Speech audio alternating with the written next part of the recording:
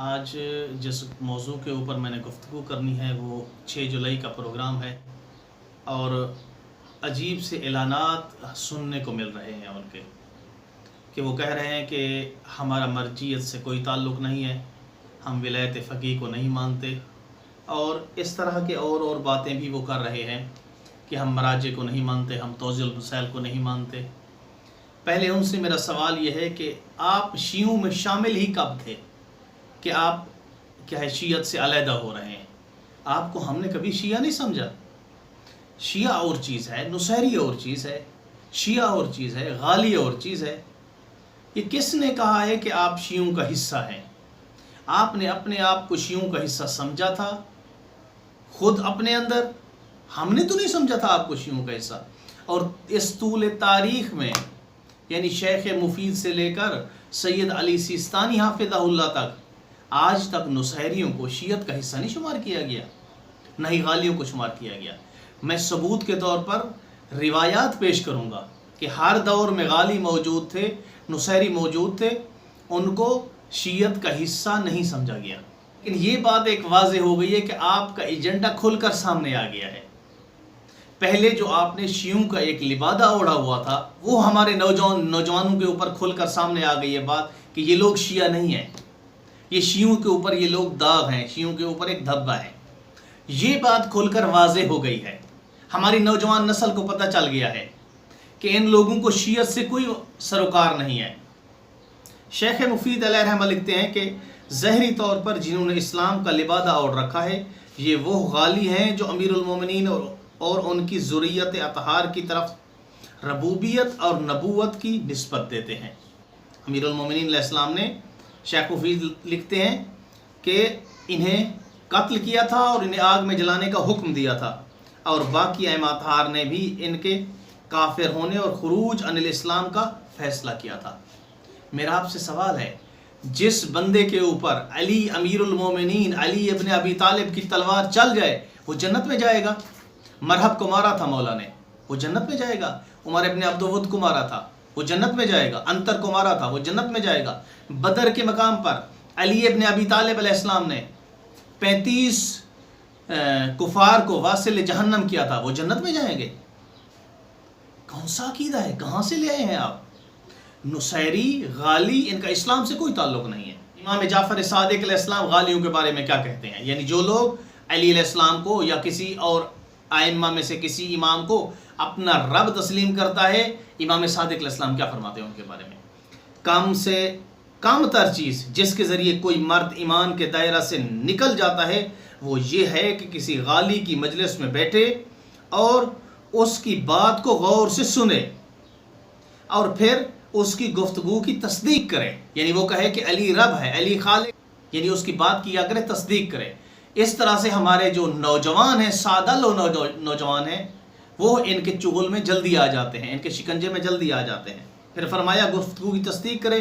میرے والد نے اپنے والد گرامی سے، انہوں نے اپنے جد امجد سے روایت بیان کی ہے کہ رسول خدا صلی اللہ علیہ وسلم نے فرمایا میری امت میں سے 2 قسم کے لوگوں کا اسلام میں کوئی حصہ نہیں ہے، یعنی وہ مسلمان نہیں ہیں، غالی اور قدریہ، یہ 2 گروہ ہیں۔ دیکھیں، اس لیے ہمارے ذاکر برادران جو ہیں انہیں بھی علم ہو گیا ہے کہ یہ کس ایجنڈے پہ کام کر رہے ہیں۔ اس لیے بہت سارے ذاکرین نے، یعنی جو متدین لوگ تھے، ان کی طرف سے بہت سارے اچھے بیانات آئے ہیں اور انہوں نے کہا ہے کہ ہم ان سے کیا کرتے ہیں؟ برات اختیار کرتے ہیں۔ علامہ مجلسی نے لکھا ہے کہ ان کی علامات بتائی ہیں کہ یہ کیسے لوگ ہوتے ہیں، ان کی نشانی کیا ہے، ان کی گفتگو کیسی ہوتی ہے۔ یعنی نبی یا امام یا تمام ائمہ کی ربوبیت کا قائل ہو جانا، نمبر 1۔ نمبر 2، نبی یا امام کو اللہ کا شریک قرار دینا، مثلا روزی رسانی میں انہیں اللہ کا شریک قرار دینا۔ نمبر 3، ائمہ کی معرفت اور پہچان انسان کو ہر قسم کی عبادت اور بندگی سے بے نیاز کر دیتی ہے، یہ عقیدہ رکھنا۔ اور ساتھ یہ عقیدہ رکھنا کہ ائمہ اہل بیت کی معرفت حاصل ہو جانے کے بعد انسان کے لیے لازمی نہیں کہ وہ گناہوں سے بچے، پرہیز کرے۔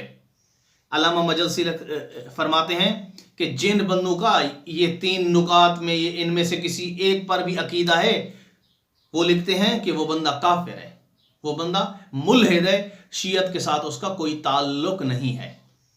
تو یہ بات کھل کر سامنے آ گئی کہ ان لوگوں کا شیعت کے ساتھ کوئی تعلق نہیں ہے۔ اس کے علاوہ ہمارے ائمہ نے ان کے خلاف عملی اقدام بھی کیے۔ بندہ ہے جس کا نام ہے فارس ابن حاتم القزوینی، اس کو امام علی نقی علیہ السلام نے اپنے ہاتھ سے قتل کروایا ہے۔ یہ روایت ہے، اس کو اختیار معرفت رجال کشی نے اس کو نقل کیا ہے۔ ان ابا الحسن العسکری امر بقتل فارس بن حاتم القزوینی، امام علی نقی علیہ السلام نے فارس بن حاتم القزوینی کو کے قتل کا حکم دیا۔ وَزَامِنَ لِمَنْ قَتَلَهُ الْجَنَّةِ، اور کہا میں اس بندے کی جنت کا ضامن ہوں جو اس بندے کو فارس بن حاتم کو قتل کرے گا۔ اور یہ معروف غالی تھا، یہ نصیری تھا۔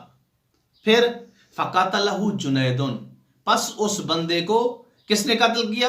ایک شیعہ نے جو جنید جس کا نام تھا، اور امام علیہ السلام نے کہا میں تیری جنت کا ضامن ہوں۔ اس کے علاوہ امام علی ابن حسین، امام سجاد علیہ السلام فرماتے ہیں ان غالیوں سے برات اختیار کرتے ہوئے، یعنی ان کا ساتھ نہیں دیا، ان سے کیا کیا ہے؟ برات اختیار کی ہے۔ مولا فرماتے ہیں ان قوما من شیعتنا، ایک ایسی قوم جو ہمارے شیعوں میں سے ہوگی، سیحبونا حتی یقول فینا مقالت الیہود فی عزیر وقالت النصارى فی عیسیٰ ابن مریم، کہ ہمارے شیعوں میں سے ایک ایسی جماعت ہوگی جو ہمارے ساتھ محبت رکھے گی اور ہمارے بارے میں کہے گی، کیا کہے گی؟